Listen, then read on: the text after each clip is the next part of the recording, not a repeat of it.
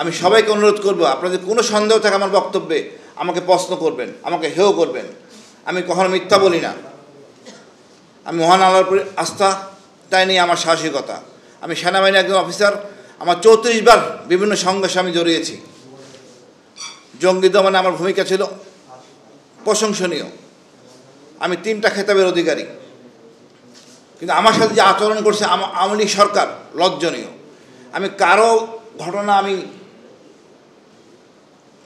শোনার অবকাশ দরকার নাই, আমারটাই খালি শুনুন। আমাকে 8 সালে মার্চ মাসে বলা হয় রয়ের সাথে কাজ করার জন্য। আমি তখন র্যাবের সিও চট্টগ্রামের। আমি রাজি হই নাই। গরিমসি বিভিন্ন জায়গা থেকে রিকোয়েস্ট, অনুরোধ, ভয় ভীতি ছিল, আমি রাজি হইনি। কারণ আমার দেশে যারা শত্রু, তথাকথিত শত্রু, তাদের সম্বন্ধে আমরা তথ্য তেমন একটা পেতাম না। এবং 10 টাকা আমরা জানেন বিব্রত। ওই সকল বিদেশি শত্রুরা তাদের স্বার্থ কায়েম করতো ঠিকই, কিন্তু আমাদের অনেক উপকারও করত। একই সাথে আমাদের ভারত চট্টগ্রামের রোহিঙ্গা ইস্যুর সামরিক সংগঠনগুলি নিয়ন্ত্রণ করার দরকার ছিল।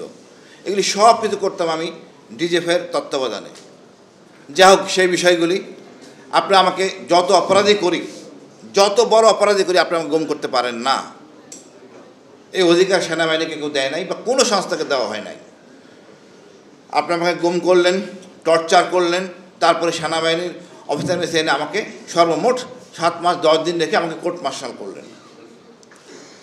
এই দীর্ঘ 7 মাস 10 দিন পর মধ্যে আপনি যাদেরকে কোর্ট অফ ইনকোয়ারি প্রধান বানালেন, উনি হলেন ব্রিগেডিয়ার জেনারেল হালিম। উনি পরে সাদেদা চৌধুরীর নির্বাচনের অংশগ্রহণ করতে চেয়েছিলেন, পারেন নাই। অর্থাৎ আওয়ামীপন্থী জেনারেল, হয় উনি এমপি হবেন নাহলে জেনারেল হবেন। তারপরে আপনি করলেন FJCM, দিলেন কাকে? GM কার্নুল গোপালগঞ্জ।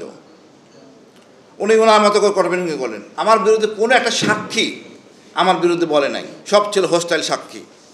আপনি উইটনেস কি আনলেন পেপার হিসাবে? মোবাইল ফোনে কথোপকথন। এই মোবাইল ফোনে সত্যিকার অর্থে বিডিআর ঘটনা, খালেদা জিয়াকে অপমানজনক বের করে, ক্যান্টনমেন্টে বের করে দেওয়া আমাদেরকে ব্যথিত করে, রক্তক্ষরণ হয়। এই দুটো জিনিস সেনাবাহিনী গ্রহণ করতে পারে নাই। কিছু জাসুস সেনাবাহিনী প্রধান বা জেনারেলরা এটা মেনে নিছেন। আমরা প্রতিবাদী ছিলাম, অনেকে ক্ষতিগ্রস্ত সরাসরি হয়েছেন। যা হোক, তারপরে আপনি আমাকে ওইখানে আনার পরে আপনি আমাকে সাক্ষী তো পেলেন না। মোবাইল ফোনের কথোপকথন, একটা মোবাইল ফোন রেকর্ড করতে গেলে স্বরাষ্ট্রমন্ত্রী অনুমোদন লাগে। কত সময় কথা বলবেন, কার সাথে কথা বলবেন, কোনো বাদ বিচার নাই। এই জিয়াউল হাসান এই লোক ছিল ব্যক্তিগতভাবে আমার সাথে সংঘর্ষে জড়িত, তার বর্ণনা একটু পরে দিচ্ছি। মোবাইল ফোনের কথোপকথন হাতে লিখে আপনি সাবমিট করলেন। এটা হলো বিচারিক আলামত, যেটা সম্পূর্ণ অবৈধ। প্রথমে করলেন গুম আর সাবমিট করলেন এই আলামত। 2টা অপরাধ করে আপনি আমার বিচার কীভাবে করেন? তারপরে আপনার মিসেস আমার সাথে কথা বললে, আমি বলি সেনাপ্রধানের সাথে কথা বলো। উনি মিসেসের সাথে কথা বললেন। উনি বললেন এত বড় অপরাধ যে টাকা পয়সা হলে কথা ছিল। অর্থাৎ উনি পরিষ্কার বুঝতে চাচ্ছেন আমি এটা কু করতে যাচ্ছিলাম। ওনাদের মাথায় এইটুক বুদ্ধি নাই। 8 ডগে যারা চাকরি করে, লেফটেন্যান্ট মতিউর জানে, তার নিজস্ব কোনো বাহিনী নাই। কোনো 3 জনে একজন মেসোয়েটার, ওই 3 জনে এক মেসোয়েটার যে কে কার লগে যুদ্ধ করবে আমার জানা নাই। মানে এই জ্ঞান যদি কারো না থাকে, একটা ইনস্টিটিউশন তখন কু করে, এরা কি গোয়েন্দাগিরি করে আমার জানা নাই, কি উপকার করছে দেশের আমার জানা নাই। অর্থাৎ আমি এন্টি ইন্ডিয়ান, জন্মসূত্রে এন্টি ইন্ডিয়ান, সোজা কথা। এই এন্টি ইন্ডিয়ান লোকদেরকে ধ্বংস করতে হবে, হাসিনকে ধ্বংস করতে হবে। ও আমাদের পক্ষে ছিল না, একে শেষ করতে হবে। আর জিয়াউল হাসানের ব্যক্তিগত ক্রস ছিল, আপনারা জানেন, রাও জানেন, এমপি বর্তমানে অ্যারেস্ট। এই ভদ্রলোক আমাকে 8 সালে আগস্ট মাসে আসে তার একজন চেয়ারম্যানকে গ্রেপ্তার করে মারার জন্য। আমি কি অসম্ভব? গ্রেপ্তার করা হয়, জেলে পাঠানো হয়। কিন্তু ওই চেয়ারম্যান যে তথ্যগুলি আমাকে দেয়, বড় ভয়ানক তথ্য। একটা এমপি তার কাছে ওই সন্ত্রাসীকে 12টা AK-47 একটা LMG দেয়। আমার খুব একটা নেক সবসময় ছিল অস্ত্র উদ্ধার। তা আমি ওই ছেলেটাকে সরাসরি জেলে পাঠাই। এতে খুব ক্ষিপ্ত হয় সেই এমপি। আমরা এমপি বলে সে আপনি মারেন, স্পটে আমি 2টা AK-47 দিব, আমি শপথ করবো যে আপনি সবার সামনে। সেই এমপি এই জিয়াউল হাসান কাঁধে লাগায় এবং জিয়াউল হাসান ওই আমি ল্যাব থেকে চলে আসি 8 সালে, ওই ঘটনার সাথে সাথে আমাকে পোস্টিং করে দেওয়া হয় 8 সালে। তারপরে ওই জিয়াউল হাসান ওই এমপিকে, ওই চেয়ারম্যান, সরি এমপির নির্দেশে চেয়ারম্যানকে হত্যা করে। চেয়ারম্যানের নাম ছিল জাফর, রাউজানের চেয়ারম্যান, গুম করে হত্যা করা হয়। আমার কথা হলো আওয়ামী লীগ শুধু 9 সালে 8 সালের শেষে নির্বাচন আসে নাই, 8 সালের প্রথম থেকে তারা নির্বাচনী দামাবাদে পুরো দেশটাকে নিয়ন্ত্রণে নিয়েছিল। আমরা যারা বিপ্লবী ছিলাম বা কথা বলতাম, অনেক শালীন অফিসার আমাদের আছেন, তারা সবাই নিশ্চুপ ছিলেন, আমরা একটু ভোকাল ছিলাম। আপনি ভেবে অবাক হবেন,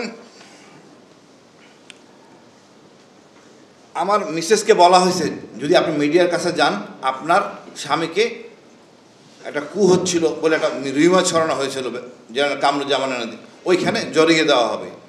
সাধারণতভাবে আমার মিসেস ছিল ক্যান্সারের পেশেন্ট, 3 মেয়ে, ভয়ভীতির কারণে আর যাওয়ার কোনো স্কোপ হয় নাই। তাতে আমাদের পারিবারিক দ্বন্দ্ব বেঁধে যায়।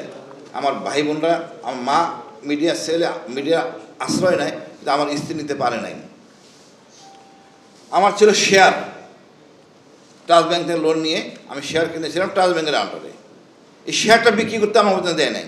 আমি আবেদন করেছিলাম আমার মেয়েকে ভর্তি করার জন্য, মেট্রিক পরীক্ষা দিবে, যে ক্যান পাবলিকে ভর্তি করার জন্য আমি অনুরোধ করেছিলাম, সেটাও করতে দেওয়া হয়নি। আমার মেয়ে পড়াশোনা করছে আপনার এই 13 নম্বর বৌদ্ধবিহার, সাক্ষ্যমণি বৌদ্ধবিহার থেকে পরীক্ষা দিছে। এটা আমার জন্য লজ্জা না, জাতির জন্য লজ্জা, আমার সেনাবাহিনীর জন্য লজ্জা।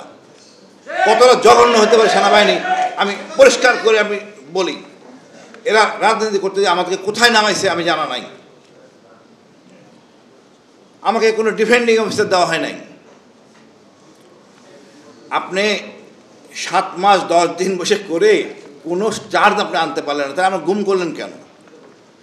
এত লজ্জা। আমার কাদের মেয়ে ছিল নাইকেনছড়ি সিও ছিলাম আমি, কাদের মেয়ে ছিল রোহিঙ্গা, সে প্রেম করতো নাইকেনছড়িতে। নাইকেনছড়ির সাথে ছিল গর্জনিয়া বাজার, ফোন ফ্যাক্সের দোকানে কথা বলতো। ওটা ছিল রোহিঙ্গারা সাধারণত ওই ফোন ফ্যাক্স কথা বলে, সিটিসেল নাম্বার যেটা রেকর্ড করা যায় না, টাওয়ার লোকেশন নেওয়া যায়। তারা ধারণা করছে ময়মনসিংহ থেকে কথা বলে নাইকেনছড়ি, এটি সাবমিট করছে মাননীয় প্রধানমন্ত্রীর কাছে, মানে আমাদের হাসিনা, কুখ্যাত, কি বলবো, কিছু বলার নেই আমার, উনি হাসিনার কাছে এস্টাবলিশ করে আমি কু করতেছি। মানে এই যে কুয়ের যে ভীষণটা, আপনি একবার চেক করবেন না কার সাথে কথা বলতেছে, এটা ফোন ফ্যাক্সের দোকান কিনা, এত হ্যাডম হয়ে গেল আপনার। আমাকে নিয়ে গেলে পরে আর মিলাতে পারতেছে না। আমার এখন সাবমিট করছে একজন ছেলে সোহেল চৌধুরী গুম কমিশনে, আমার বিরুদ্ধে সাক্ষ্য দেওয়ার জন্য তাকে 7 মাস 15 দিন এই রেওয়ানের ছেলে টর্চার করায় উল্লঙ্ঘ করে, যে আমার বিরুদ্ধে কথা বলার জন্য। যখন একদম পারে নাই তখন আমাকে বেঁধে জেলে পাঠানো হয়। আপনি আরও আশ্চর্য হবেন, আমাকে জঙ্গি তকমা দেওয়া হয়। সারা জীবন আমি জঙ্গি নিয়েই আমি ব্যস্ত ছিলাম, আমি হয়ে গেছি জঙ্গি। এটা আমি খুব লজ্জা। আমার বোন ডাক্তার, তার স্বামী ডাক্তার, খুবই আধুনিক, একে বানাই দিয়েছে জঙ্গি। পরিবারকে হেয় করে এরা কিচ্ছু রাখে নাই। আমার এই আতঙ্কে আমার আত্মীয় স্বজন, কোর্সমেট ভয় আসতো না। আমি এতটা মনে কষ্ট পেয়েছি যে স্বাধীন হওয়ার পর আবু সাইদের মুক্তি আমাকে এমন একটা জীবন দিয়েছে বোঝানো যাবে না। আমার মেয়েকে গত শুক্রবার, এই শুক্রবার, আগের শুক্রবার বিয়ে দিয়েছি। আমি আমার কোর্সমেটে দাওয়াত দেইনি। আমার লজ্জা। এই কোর্সমেট, যে কোর্সমেট আমার বিপদে আসে না, কথা বলেন, এই কোর্সমেট আমার দরকার নাই।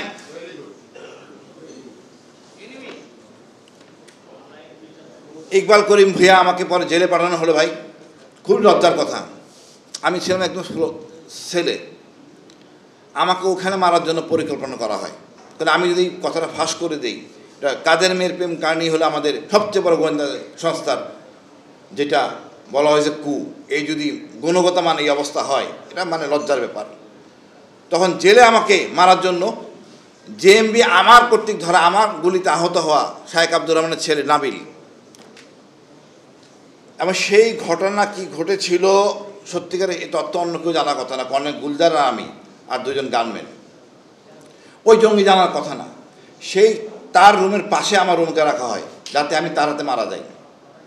এবং ঠিক একদিন পরে 2 দিন পরে নাবিল আমাকে বলে, আপনি আমাকে গুলি করেছিলেন, আপনাকে আমরা হত্যা করব। আপনি বোঝেন আমি 7 মাস 10 দিন এখানে কাটালাম, আর জেলখানায় যে আমার কী অবস্থা। এত নির্মম, এত অত্যাচারী এই অনৈতিক কিছু অফিসার, বিশেষ করে তারেক সিদ্দিকী আমাদের সেনাবাহিনী ধ্বংস করছে। এই তারেক সিদ্দিকীকে শুধু মানলে হবে না, একে আমাদের থার্ড গ্রেডে ঝুলাই রাখতে হবে। আমি আবারও বলি, একে মানলে হবে না, মারার পর থার্ড গ্রেডে ঝুলাই রাখতে হবে। দেখুক এই তারেক সিদ্দিকী আমাদের সেনাবাহিনী আজকে আয়নাগর নিয়ে যত অফিসার ক্ষতিগ্রস্ত হবে এর দায়ী তারেক সিদ্দিকী।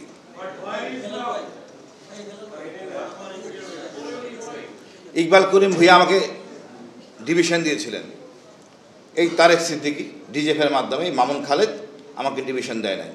শুধু ডিভিশন দেন, আমার মিসেস রিড করে, রিড পাওয়ার পরও আমাকে ডিভিশন দেওয়া হয় নাই। পরে জেল কর্তৃপক্ষ চিন্তা করলো, নিরাপত্তা কথা ভেবে আমি কাশিমপুরে পাঠিয়ে দেওয়া হয়। কত রকম হেনস্থা আমার পরিবারকে করছে আমি বলে দেওয়া যাবে না। আর তারা সবটাই ডিজিএফআই জানতো, আর ডিজিএফআই কর্তৃক সৃষ্ট।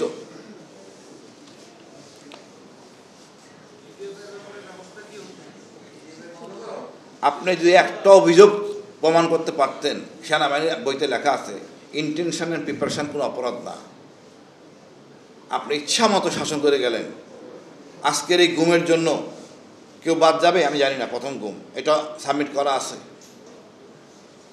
আমি কিভাবে ছিলাম দ্বিতীয় গুম থেকে আসার পরে, দ্বিতীয়বার যখন গুম হলাম, যেইভাবে বর্ণনা করেছি আপনাদের সামনে, কিন্তু আপনার মিডিয়া ভাইরা আমি জানি না আমাকে পুরা আরাফাত আর ওই নিজম মজুমদার এটাকে নাটক বানিয়ে ফেলছে আমাকে নিয়ে।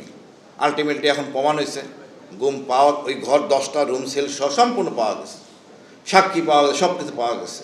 এটা আমাদের কলঙ্ক না, সেনাবাহিনীর বিরুদ্ধে আস্থা পাইলে হবে না। সেনাবাহিনীর অল্প কিছু অংশ ডিজিএফআই কর্তব্য অফিসাররা এগুলি দায়িত্ব, এই অপকর্মগুলি করে। আমাদের সেনাবাহিনী আমি মনে করি তার সৌম্য শক্তি, ক্ষিপ্ততা যেটা থাকি আমরা মূল বা দেশের জন্য নিবেদিত, তেমনই আছে। ওয়াকার যে কাজ করছে জাতি স্মরণ করবে, জেনারেল ওয়াকার। বাট কিন্তু যেই অসৎ লোকগুলি আমাদের আছে তাদেরকে আমাদেরকে বের করে দিতে হবে। আজকে আমি এত ক্ষিপ্ত হয়ে বলতাম না এত কিছু সেনাবাহিনীর বিরুদ্ধে।